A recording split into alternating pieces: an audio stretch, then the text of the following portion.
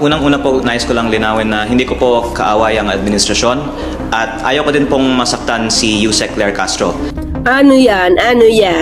Pero in fairness kay mommy, So heto na nga, media tour na si Crying Leandro Leviste na naniwala raw siya sa advice ni DDS Attorney Ferdinand Topacio na mananalo daw sila sa cyber libel case na isinampa niya laban kay Palace Press Officer Claire Castro.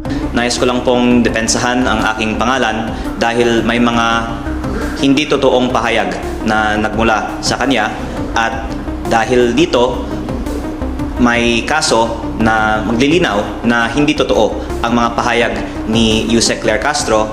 Hindi ko po kinakasuhan siya ng kriminal kahit na sabi ng aking abogado, mananalo kami dito. Ayoko pong makulong si Yusek Claire Castro. oo nag-enjoy siya pero umamin si Senator Lacson na umiiyak na siya. Diba? At least, there's gonna be a first time for Topacio kung nagkataon na hindi makukulong ang client. Kasi sa ngayon, tila puro nakulong daw ang mga naging kliyente niya. Nais ko lang linawin na hindi totoo ang kanyang mga pahayag. Ano po dun sa mga sinasabi yung nabanggit ni Yusek Claire Castro na libelous ang pinakamatindi para sa inyo? Sinabi niya po na binigyan ako ng prangkisa na binenta ko at wala po akong binentang prangkisa. Ang kumpanyang binenta ko ay walang prangkisa.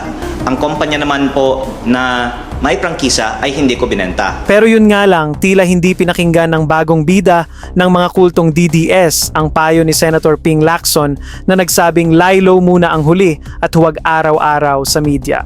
Binulgar din ni Lacson na umiiyak na raw si Crying Leandro sa kanyang ina. Kaya humingi ng tulong si Senator Loren Legarda para payuhan ang kanyang anak. siya pero umamin si Senator Lacson na umiiyak na siya. Diba? Paano mo mai-enjoy ngayon tong lahat kung umiiyak ka na kay mami mo? Sabi yun ni Senator Lacson, Senator Loren, hindi po ako nagsabi niyan ha. Kaya black and white lang po at naniniwala po ako at ang aking abogado na mananalo po kami sa kasong ito.